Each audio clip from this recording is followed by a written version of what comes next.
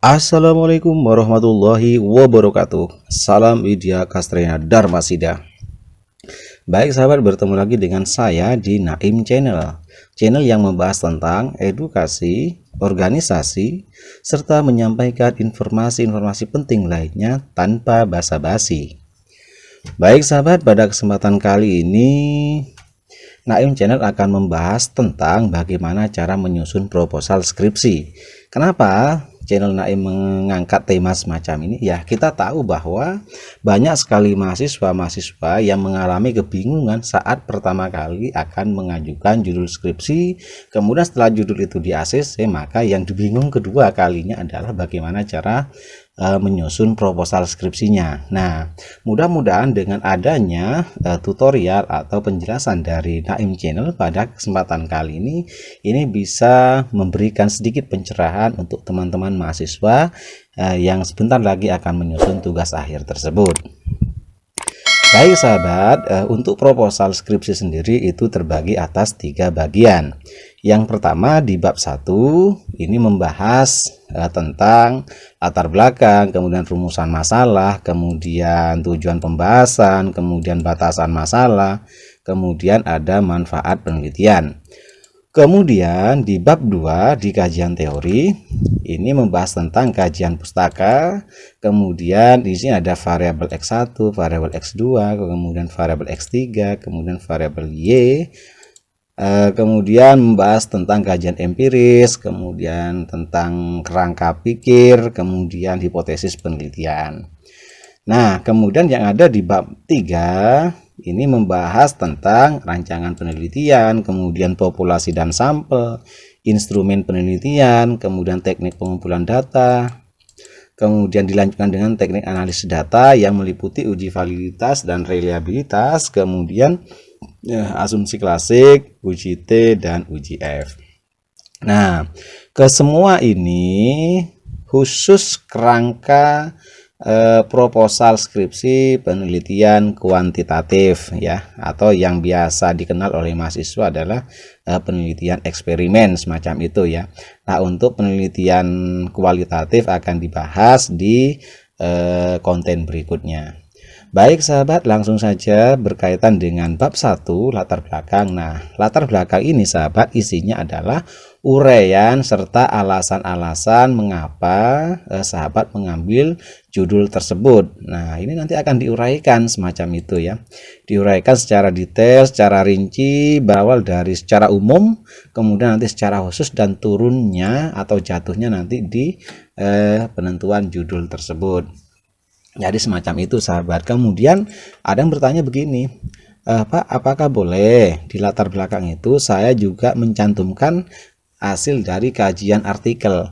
Maka saya menjawab sangat boleh dong. Nah, itu bahkan sangat penting kan semacam itu untuk mendukung dari judul tersebut. Itu. Kemudian masuk kepada rumusan masalah. Nah, rumusan masalah ini adalah berbentuk kalimat tanya, sehingga dengan adanya rumusan masalah yang sudah kita cantumkan, maka ini sangat mempermudah, sangat membantu dari para sahabat, sehingga jangan ragu-ragu ya untuk membuat rumusan masalah. Tentunya harus fokus pada penelitian yang sahabat akan dilakukan semacam itu. Kemudian yang ketiga adalah tujuan pembahasan. Nah, setelah ada rumusan masalah, maka yang ketiga adalah adanya tujuan pembahasan. Tujuan pembahasan ini bersifat jawaban daripada rumusan masalah, sehingga teman-teman mahasiswa di luar sana jangan ragu untuk membuat kalimat jawaban daripada tujuan pembahasan. Contoh, kalau rumusan masalah katakanlah kalimatnya seperti ini, apa yang dimaksud dengan kewirausahaan? Maka tujuan pembahasannya adalah untuk mengetahui makna dari kewirausahaan. Jadi semacam itu sahabat. Sehingga apa ya, teman-teman mahasiswa itu jangan ragu lah untuk membuat sebuah jawaban atau tujuan pembahasan yang akan dibahas. Itu. Kemudian yang keempat, batasan masalah. Nah, Batasan masalah ini dibuat sahabat tujuannya adalah agar pembahasan-pembahasan atau teori-teori yang akan dicantumkan di dalam proposal ini tidak akan melebar kemana-mana. Jadi fokus pada judul yang akan sahabat teliti semacam itu. Kemudian berkaitan yang ke poin 5, 1.5 ini membahas tentang manfaat. Nah, manfaat penelitian ini biasanya atau lazimnya itu terbagi atas dua. Yang pertama manfaat secara teoritis, kemudian yang kedua manfaat secara praktis atau manfaat praktis. Manfaat praktis itu bersifat lebih khusus, kemudian manfaat secara teori itu bersifat seperti umum, semacam itu. Itu sahabat berkaitan dengan pembahasan di bab 1. Jadi ada latar belakang, kemudian ada rumusan masalah, kemudian ada tujuan pembahasan, kemudian ada batasan masalah, kemudian ada manfaat penelitian. Nah, Pak, kira-kira di bab 1 ini bisa terkumpul berapa halaman? Nah, idealnya ya yang lazim dilakukan oleh mahasiswa bab 1 ini mulai dari latar belakang hingga manfaat penelitian ini kisaran 7 sampai 11 halaman ya. Jadi kisaran 7 sampai 11 halaman sehingga teman-teman di luar sana, teman-teman mahasiswa jangan khawatir, Pak, nanti saya apa saja yang akan ditulis. Janganlah, jangan berpikir ke sana, lakukan saja apa yang ada di pikiran sahabat-sahabat sekalian, silakan langsung dituangkan dalam wujud tulisan. Karena apa? Skripsi itu tidak bisa hanya dipikirkan, tapi perlu aksi. Nah, semacam itu sahabat. Kemudian memasuki di bab 2 di kajian teori. Nah, ini ya. Di kajian teori di sini yang pertama 2.1 ada kajian pustaka. Nah, kajian pustaka ini kaitannya dengan variabel-variabel yang akan sahabat ambil. Biasanya di jurusan-jurusan tertentu itu cukup 2 variabel bebas, kemudian 1 variabel terikat. Namun ada juga di jurusan tertentu itu variabel bebasnya walaupun S1 bahkan sampai 5. Ini tergantung daripada selera dari masing-masing dosen pembimbing atau dari masing-masing promotor, semacam itu. Tapi lazimnya atau biasanya untuk sekelas S1 itu rata-rata minimal 3, kemudian maksimalnya ada 5 sampai 6, tapi tidak ada batasan sih, itu yang seringkali dilakukan. Kajian pustaka. Nah, kajian pustaka ini adalah mengungkap teori-teori yang berkaitan dengan masing-masing variabel yang akan diteliti. Jadi semacam itu. Kemudian ada yang menyusun begini, Pak, yang ditulis di kajian pustaka itu variabel terikat dulu atau Y-nya atau variabel bebas dulu. Nah, ini kembali lagi ke masing-masing ke masing-masing selera dosen, karena di panduan atau PPKI itu tidak ada yang membahas secara khusus variabel Y dulu kemudian baru variabel X, tidak ada. Jadi yang ada di panduan itu kajian pustaka, kemudian kajian empiris, kemudian kerangka pikir. Bahkan di jurusan-jurusan tertentu yang muncul pertama 2.1 itu bukan kajian pustaka sahabat, tapi kajian empiris. Sehingga sekali lagi jangan ada perdebatan, tinggal disesuaikan saja kesepakatan dengan masing-masing promotor atau masing-masing dosen pembimbing. Jadi semacam itu. Nah, kemudian kita lanjut ke poin 2.2. Ke poin 2.2 ini membahas tentang kajian empiris. Kajian empiris adalah kajian penelitian terdahulu. Kemudian ada yang bertanya begini, Pak, untuk kajian empiris sekelas S1 itu minimal berapa? Nah, kita lihat dulu gitu ya. Kalau misalkan variabel bebasnya itu ada 3, ada yang meminta masing-masing variabel bebas itu mencantumkan 3 artikel misalkan. Berarti kalau ada 4 variabel, maka kita perlu sebanyak 12 artikel. Namun ada juga promotor atau dosen pembimbing itu masing-masing variabel harus mencantumkan 5 misalkan.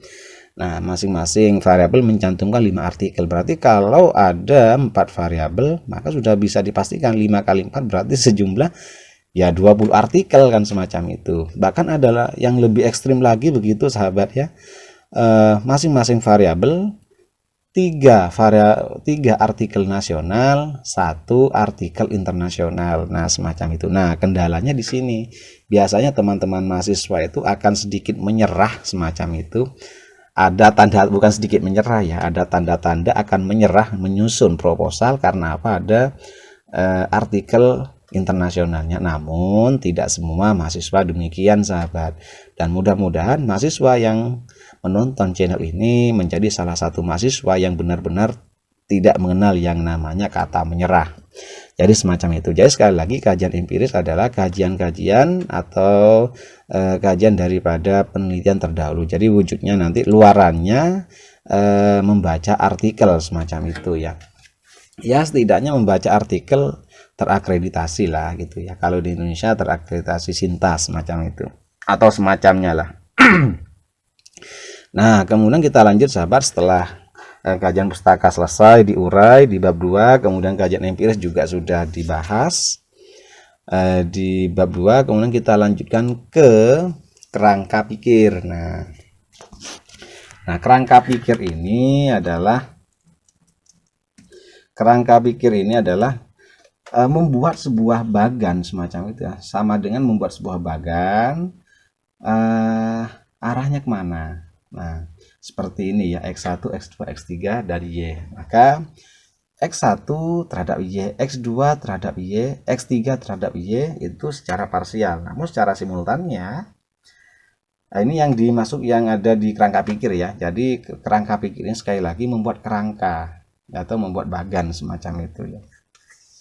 Kalau secara simultan, X1, X2, dan X3 terhadap Y secara simultan atau secara bersama-sama. Nah, semua ini bisa dilihat contoh penyusunan proposal di perpus di mana sahabat kuliah semacam itu. Tapi sekarang sudah sangat mudah lah, tinggal lihat di internet, searching di internet sudah banyak kok contoh-contoh kerangka pikir semacam itu. Kemudian sahabat, setelah membuat kerangka pikir maka ada turunannya lagi, yaitu membentuk hipotesis. Hipotesis adalah jawaban sementara dari penelitian. Nah, hipotesis ini contohnya semacam ini. Diduga ada pengaruh antara variabel X1 terhadap Y. Diduga ada pengaruh variabel X2 terhadap Y dan seterusnya. Jadi semacam itu. Kalau misalkan variabel bebasnya ada 3, kemudian variabel terikatnya ada 1, maka kurang lebih ada 4 hipotesis yang akan disiapkan. Nah, hipotesis yang keempat adalah adakah pengaruh antara X1, X2, dan X3 terhadap Y.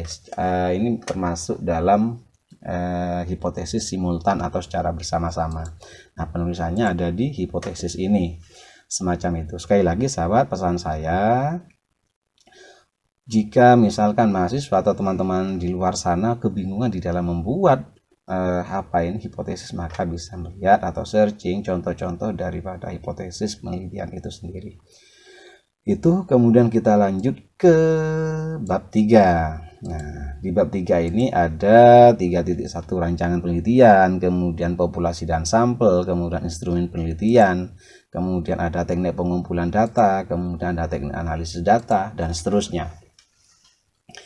Baik sahabat, kita mulai dari 3.1 rancangan penelitian. Nah, rancangan penelitian ini ada yang menggambarkan persis dengan kerangka pikir, namun ada juga yang menuliskan di situ, mencantumkan ini termasuk penelitian jenis apa. Nah, ada yang semacam itu. Tapi lazimnya rancangan penelitian ini menceritakan tentang penelitian ini arahnya kemana. Eksperimen atau action research atau seperti apa. Nah, ini dijelaskan di rancangan penelitian. Jadi semacam itu. Sehingga kenapa sih kok dibutuhkan rancangan penelitian? Iya, karena metode penelitian ini membahas tentang arahnya gitu, caranya semacam itu ya. Membahas tentang caranya melakukan penelitian. Jadi ada di bab 3 ini semacam itu ya, rancangan penelitian. Nah, nanti seperti apa rancangan penelitian di lain waktu nanti akan saya bahas lebih detail lagi. Kemudian 3.2 membahas tentang populasi dan sampel. Populasi adalah keseluruhan ya, keseluruhan objek yang akan kita teliti itu namanya populasi. Contoh, populasi di Kota Malang katakanlah ada 10.000 masyarakat atau 10.000 jiwa. Nah, populasi itu ya berarti sekota Malang itu gitu loh. Nah, kemudian sampel. Sampel adalah bagian dari populasi. Nah, kalau misalkan masyarakat Kota Malang itu ada 10.000, maka sampelnya kalau 10%-nya berarti kurang lebih ada 1.000. Nah, jadi semacam itu. Jadi sampel itu bagian daripada populasi. Itu sahabat. Kemudian yang ketiga, instrumen penelitian. Nah, instrumen penelitian ini spesifiknya membahas tentang masing-masing variabel kemudian diturunkan lagi menjadi indikator. Sekali lagi, instrumen penelitian adalah hal yang membahas tentang jabaran variabel kemudian diturunkan lagi menjadi indikator. Nah, dari masing-masing indikator ini diturunkan lagi menjadi kuesioner kan, semacam itu, atau pertanyaan-pertanyaan. Jadi itu instrumen penelitian. Kemudian 3.4 ini yang membahas tentang teknik pengumpulan data. Nah, karena yang saya bahas ini adalah proposal tentang eksperimen atau kuantitatif, penelitian kuantitatif, maka teknik pengumpulan datanya ada 3 yang lazim digunakan oleh mahasiswa S1. 1, berkaitan dengan observasi. Nah, sebelum kita melakukan penelitian maka tentu harus melakukan observasi terlebih dahulu. Karena apa? Kaitannya dengan latar belakang. Kemudian yang kedua berkaitan dengan dokumen. Nah, dokumen apa saja yang dibutuhkan? Kalau tentang prestasi maka yang dibutuhkan dokumennya tentu raport, kemudian dokumen-dokumen nilai harian.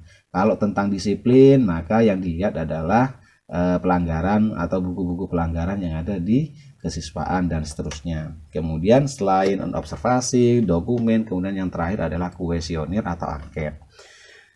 Ketiga teknik itu yang sering digunakan oleh mahasiswa dalam melakukan pengumpulan data. Kemudian yang kelima atau 3.5 tentang teknik analisis data. Teknik analisis data. Nah, di sini poin A ada uji validitas dan reliabilitas. Tujuannya daripada uji validitas dan reliabilitas adalah untuk menguji hasil uji coba angket. Nah, idealnya memang angket itu diuji cobakan. Jadi semacam itu. Setelah di-ACC oleh promotor atau dosen pembimbing, maka angket ini akan diuji cobakan ke kelas lain. Nah, kita sebarkan sejumlah 30 atau 40 sampel gitu ya. Kemudian kita analisis menggunakan yang namanya uji validitas dan reliabilitas. Jadi semacam itu. Kalau reliable, maka kalau reliable dan valid, maka angket itu bisa diteruskan untuk diteruskan ke sampel yang sesungguhnya untuk pengumpulan data, pengambilan data. Namun manakala ada yang tidak valid, ada 2 kemungkinan. Soal yang tidak valid itu kita ganti atau kita revisi, atau yang kedua dihapus. Jadi semacam itu. Yang semula ada 10 item soal menjadi 9, misalkan yang tidak valid 1. Tapi lazimnya ketika mahasiswa melakukan uji coba itu valid gitu ya, dan reliable. Valid artinya sesuai dengan apa yang diharapkan, soheh gitu ya. Kemudian reliable itu terkait dengan acak atau konsisten itu. Kemudian yang poin B ada uji asumsi klasik. Nah, sebelum dilakukan ke tingkat uji T dan uji F maka diwajibkan uji asumsi klasik. Jadi semacam itu. Kemudian poin C ada uji T atau uji parsial, variabel X1 terhadap Y, X2 terhadap Y, kemudian variabel X3 terhadap Y, dan seterusnya. Itu. Nah, kemudian di sini yang poin D uji F. Nah, uji F ini berkaitan dengan uji secara simultan atau secara bersama-sama. Sehingga jika semuanya ini sudah disiapkan dan sudah dicantumkan di dalam bab 3, maka proposal dari teman-teman sudah siap untuk diseminarkan semacam itu. Sehingga di dalam penyusunan proposal itu sebetulnya tidak ada yang sulit, sahabat. Yang sulit membuat proposal adalah memulainya. Karena kebanyakan berpikir, kebanyakan referensi, kebanyakan diskusi, sehingga tidak sempat melakukan penulisan. Nah, tips dari saya untuk sahabat-sahabat di luar sana, kalau judul itu sudah di ACC, segeralah membuat oret-oretan kasar. Enggak apa-apa jelek gitu ya. Nah, hari pertama kok seperti ini, enggak apa-apa, ditulis aja dulu. Hari kedua mulai diperbaiki, hari ketiga mulai diperbaiki, sambil berdiskusi dengan kakak tingkat. Nah, insya Allah akan selalu mendapatkan jalan oleh kakak tingkat itu. Jadi semacam itu ya. Jangan sampai sahabat itu sudah di ACC judulnya, kemudian berpikir sendiri, dijawab sendiri, sehingga tidak ada tindakan, maka yang lain sudah sempro, kalian masih tetap saja berpikir dan berpikir. Nah, itu sangat tidak efektif ya, sangat tidak produktif. Jadi itu sahabat, berkaitan dengan bagaimana cara menyusun proposal skripsi. Mudah-mudahan penjelasan yang sangat singkat ini bisa menjawab keraguan-keraguan atau kebingungan-kebingungan daripada teman-teman mahasiswa di luar sana. Terima kasih atas perhatiannya dan telah menonton channel ini. Jangan lupa like, komen, serta subscribe-nya, karena semuanya itu sangat mendukung untuk kemajuan channel ini. Terima kasih atas perhatiannya, kurang lebihnya mohon maaf. Wassalamualaikum warahmatullahi wabarakatuh.